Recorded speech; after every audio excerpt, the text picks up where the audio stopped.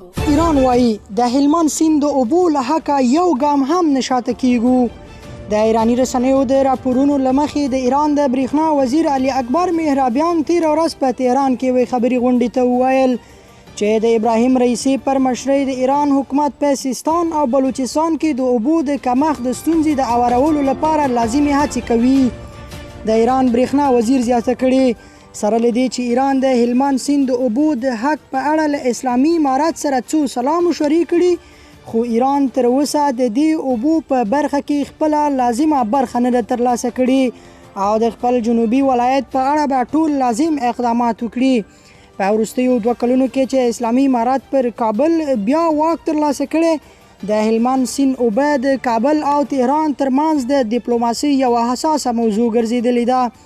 د تیر کال د زمري پر 8مه ایران اعلان وکړ چې اسلامي امارت د کجکي په بند کې د اوبو د اوسنۍ کچې د معلومولو لپاره د څېړنې پر ترسره کولو هوکړه کړې ده. په تیرو 2 کلونو کې د ایران د ولسمشر ابراهیم رئیسي په ګډون ایراني چارواکو څو ځله ورته څرګندونې کړي، خو اسلامي امارت په غبرګون کې ویلي چې د هلمند سیند د اوبو تړون ته ژمن دی او پر بنسټ ایران ته اوبه ورکوي.